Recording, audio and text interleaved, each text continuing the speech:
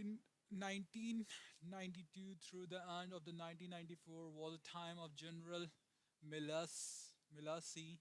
Images of dead American soldiers in Mogadishu loop on cable news, anxiety about globalization and US competitiveness intensified as job followed to Mexico. This pessimistic undercurrent drove President Bush 41 out of his office and won Ross Perot nearly 20% of the popular vote in 1920.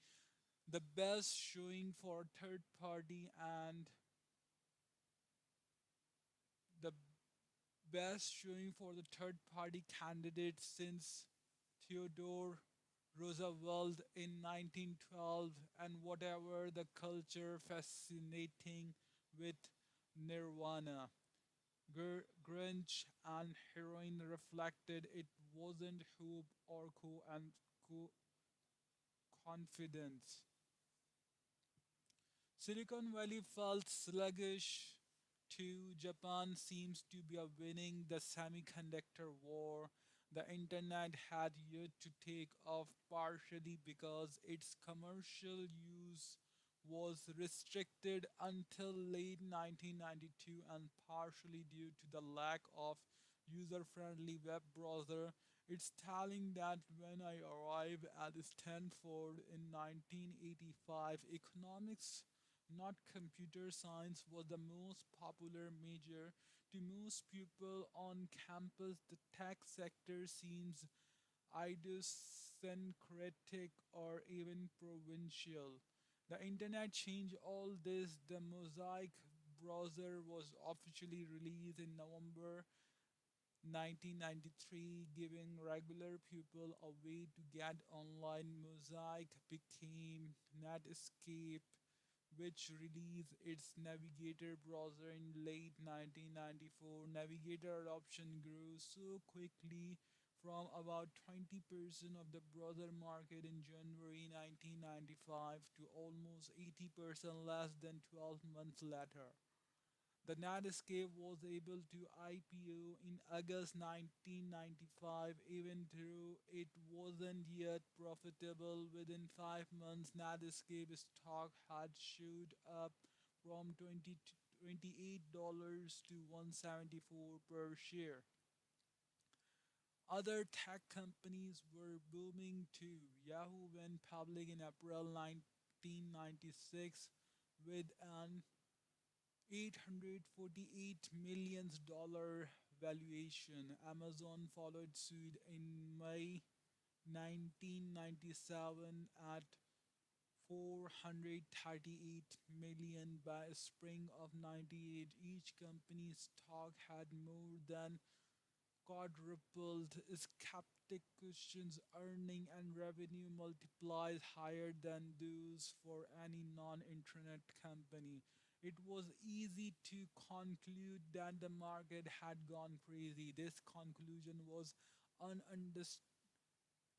understandable but misplaced. In December 1996, more than 3 years before the bubble actually burst, Fed Chairman Alan Greenspan warned that irrational exuberance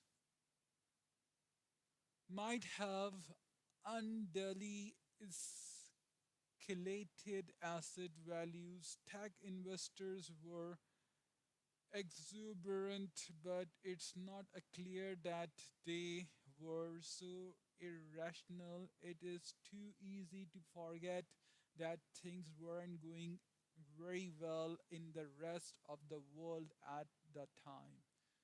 The East Asian financial crisis hit in July 1997. Crony capitalism and massive foreign debt brought the Thai, Indonesian, and South Korean economies to their knees. The ruble crisis followed in August 1998 when Russia, hamstrung by chronic fiscal deficit, devalued in its currency and defaulted on its debt. American investor grew nervous about a nation with 10,000 nukes and no money. The Dow Jones Industrial Average plunged more than 10% in a matter of days. People were right to worry. The rubble crisis set off a chain reaction that brought down long term capital management. A highly leveraged US hedge fund LTCM managed to lose 4.6 billion in the latter half of 1998 and it still had over 100 billions in liabilities when the Fed intervened with a massive bailout and slash interest rates in order to prevent systematic disaster. Europe wasn't doing that much better. The euro launched in January 1999 to great skepticism and apathy.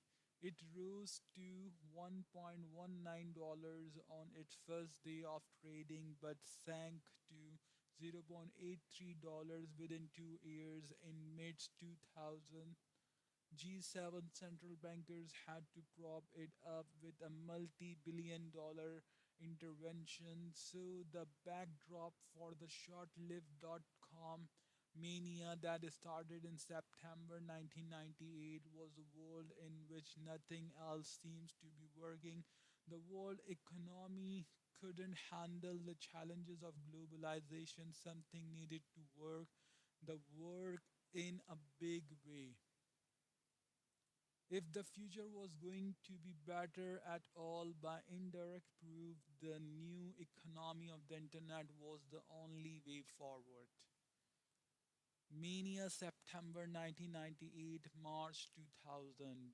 .com mania was intense but short 18 months of insanity from September 1998 to March 2000. It was a Silicon Valley gold rush. There was money everywhere and no shortage of exuberant.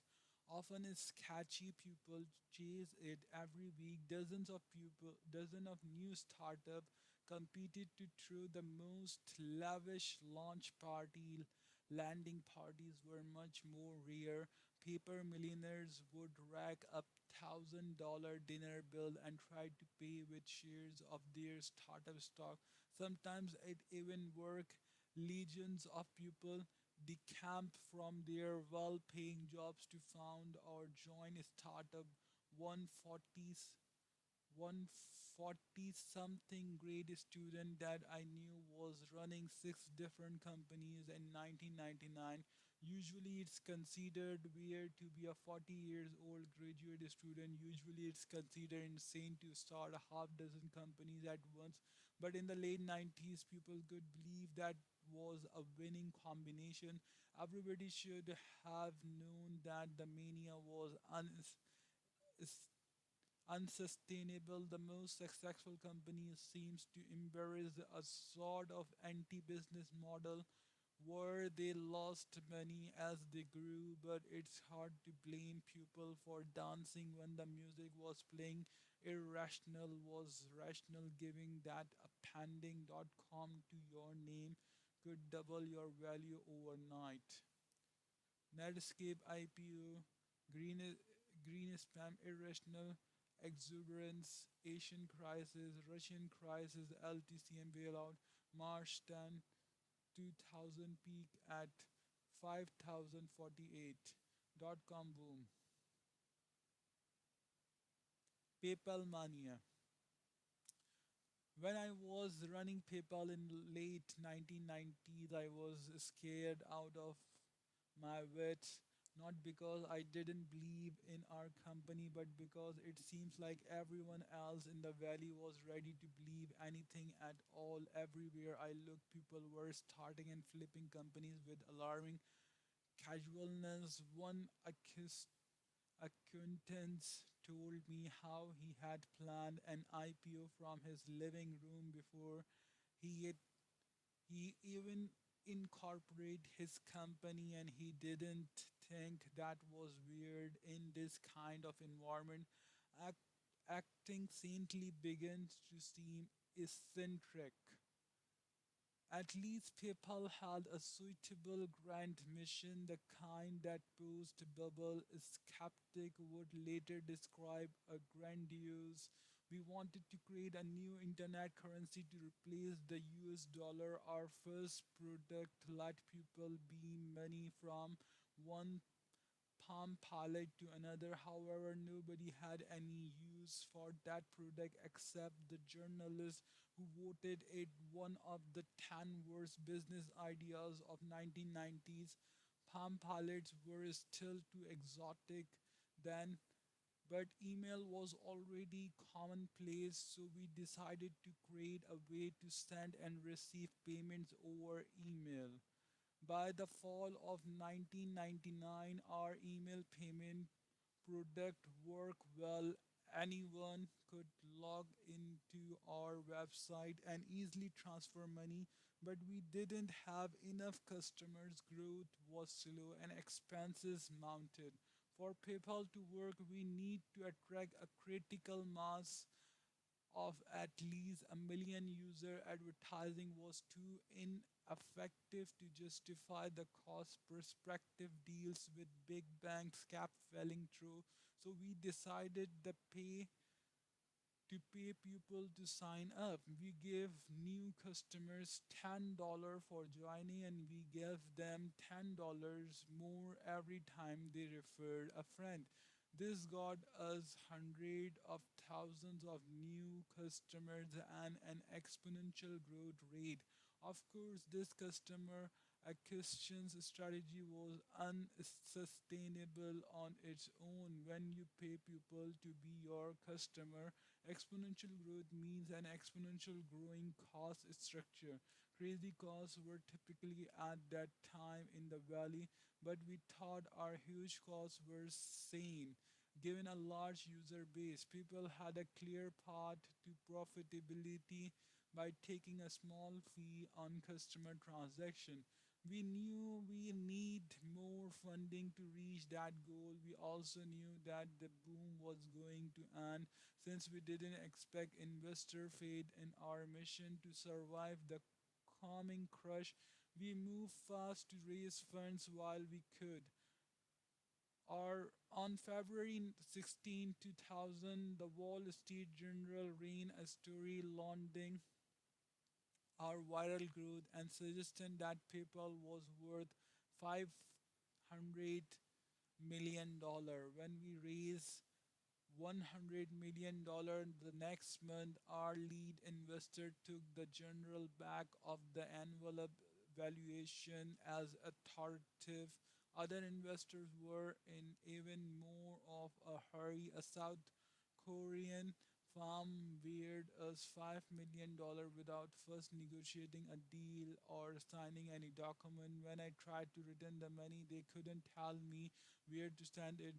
That March 2000 financing round bought us the time we needed to make PayPal a successful. Just as we closed the deal, the bubble popped. Lesson learned. Cause they say 2000 party over. Oops, out of time. So tonight I'm gonna party like it's 1999. Prince. The Nasdaq reached 5048 at its peak in the middle of March 2000 and then crashed to 3321 in the middle of the April. By the time it's bottom out at 100 1114 in October 2002, the country had long since interpreted the market collapse as a kind of divine judgment against the technological optimism of the 90s. The era of cornucopian hope was reliable as an era of craze, greed, and declared to be definitely over. Everyone learned to treat the future as fundamentally indefinite and to dismiss as extremists everyone with plans big enough to be measured in air. Instead of quarters, globalization replaced technology as the hope for the future. Since the 90s, migration from bricks to clicks didn't work as hope. Investors went back to bricks housing and bricks globalization. The result was another bubble, this time in real estate. Dot-com burst April 14, 2000, end of 3 week crash. The entrepreneur who stuck with Silicon Valley learned four big lessons from the dot-com crash that still guide business thinking today. Number one, make incremental advances. Grant Vision inflated the bubble, so they should not be indulged. Anyone who claims to be able to do something great is suspect. Anyone who wants to change the world should be more humble. Small incremental steps are the only safe path forward. Number two, stay lean and flexible. All companies must be lean, which is code for unplanned. You should not know what your business will do. Planning is arrogant and inflexible. Instead, you should try things out, iterate, and treat entrepreneurship as agnostic experimentation. Number three, improve on the competition. Don't try to create a new market prematurely. The only way to know you have a real business is to start with an already existing customer. So you should build your company by improving to recognizable product already offered by successful competitors. Number four, focus on product, not sales. If your product requires advertisement or salespeople to sell it, it's not good enough. Technology is primarily about product development, not distribution. Bubble era advertisement was obviously wasteful, so the only sustainable growth is viral growth. These lessons have become dogma in the startup world. Those who would ignore them are presumed to invite the justified doom visited upon technology in the great crash of 2000, and yet the opposite principles are probably more correct. Number one, it is better to risk boldness than triviality. Number two, a bad plan is better than no plan. Number three, competitive market destroy profits. Number four, sales matter just as much as product. It is true that three was a bubble in technology. The late 90s was a time of hubris. People believe in going from zero to one. Too few startups were actually getting there, and many never went beyond talking about it. But people understood that we had no choice but to find ways to do more with less. The market high of March 2000 was obviously a peak of insanity, less obvious but more important. It was also a peak of clarity. People look far into the future, say how much valuable new technology we would need to get there safely, and judge themselves capable of creating it. We still need new technology, and we may even need some 1999 style hubris and exuberance to get it. To build the next generation of companies, we must abandon the dogmas created after the crash. That doesn't mean the opposite ideas are automatically true. We can't escape the madness of crowd by dogmatically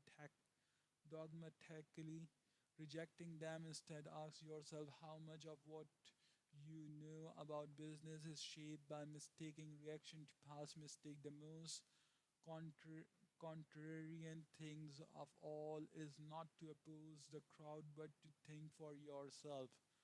All happy companies are different. The business versions of our contrarian questions is, what valuable company is nobody building? This question is harder than it looks because your company could create a lot of value without becoming very valuable itself.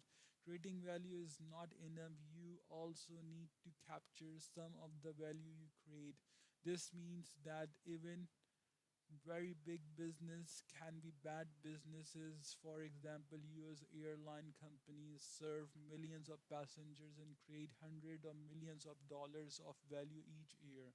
But in 2012, when the average airfare each way was $178, the airline made only 37 cents per passenger trip.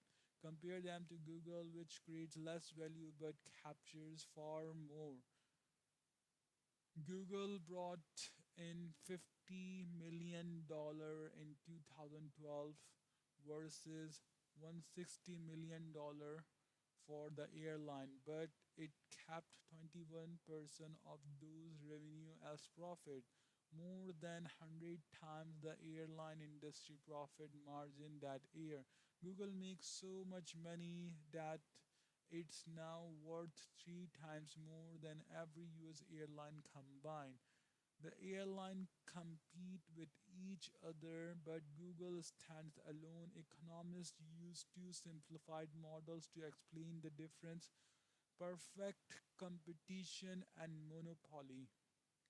Perfect competition is considered both the ideal and the default state in economics 101. So-called perfectly competitive market achieve equilibrium when producer supply meets consumer demand. Every firm in the competitive market is undifferentiate and sell the same homogeneous products.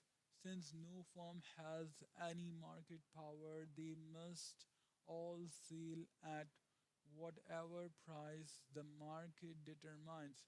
If there is money to be made, new firms will enter the market, increases supply, drive price down, and thereby eliminate the profit that attract them in the first place. If too many firms enter the market, they'll suffer losses, some will fold, and price will raise back to sustainable level. Under perfect competition, in the long run, no company makes an economic profit. The opposite of the perfect competition is monopoly, whereas a competitive firm must sell at the market price. A monopoly owns its market, so it can set its own price since it has no competition.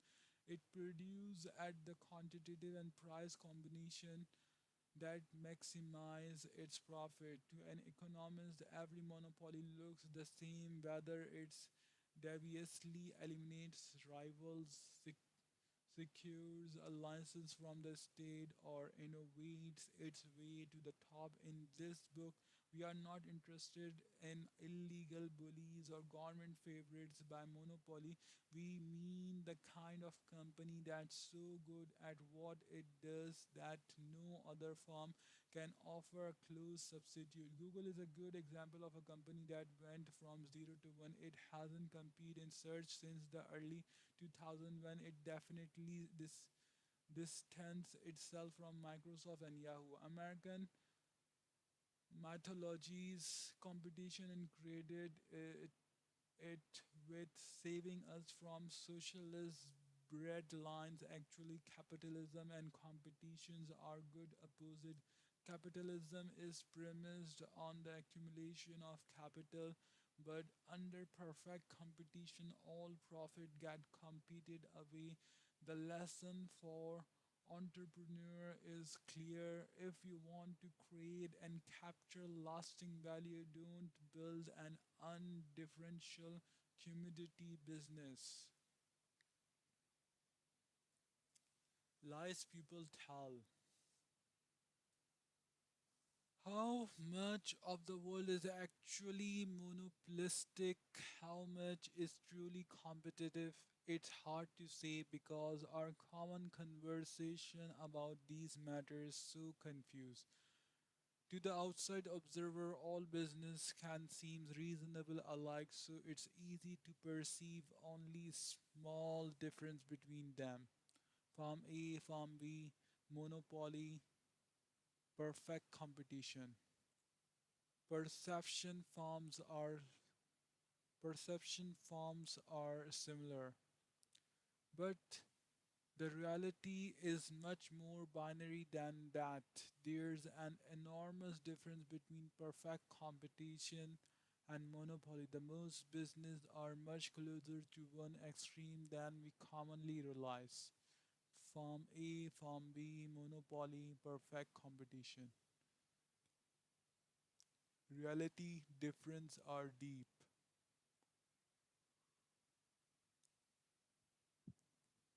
The confusion comes from a universal bias for describing market competition in self serving ways.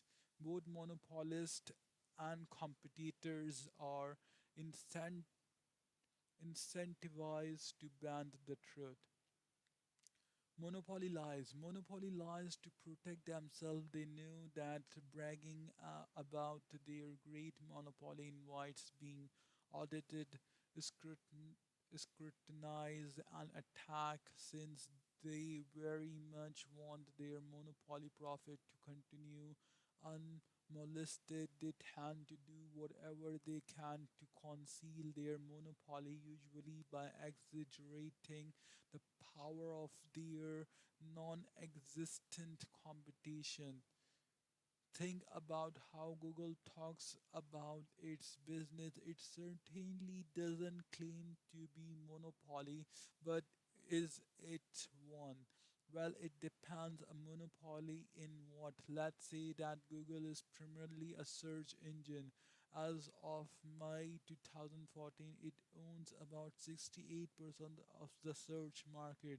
Its closest competitor, Microsoft and Yahoo, have about 19 and 10% respectively. If that doesn't seem dominant enough, consider the fact that the word Google is now an official entry in the Oxford Dictionary as a verb. Don't hold your breath waiting for that to happen to Bing. But suppose we say that Google is primarily an advertising company that changed things. The US search engine advertising market is $17 billion annually. Online advertising is $37 billion annually. The entire US advertising market is $150 billion, and global advertisement is a $495 billion market. So even if Google completely monopolized US search engine advertising, it would own just 3.4% of the global advertising market. From this angle, Google looks like a small player in the competitive world.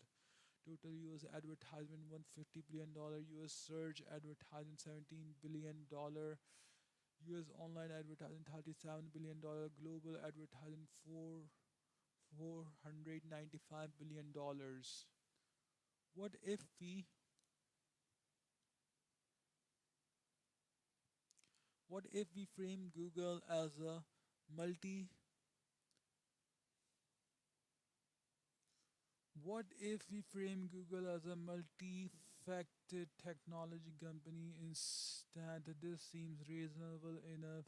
In addition to its search engine, Google makes dozens of other software products, not to mention robotics, car, Android phones, wearable computers, but 95% of a Google revenue comes from search advertising. Its other products generated just 2.35 billion in 2012, and its consumer tech products a mere fraction of that.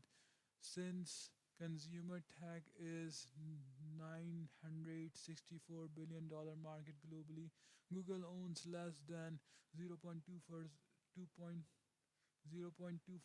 of it, a far cry from relevance, let alone monopoly. Framing itself as just another tech company allow Google to escape all sorts of unwanted attention.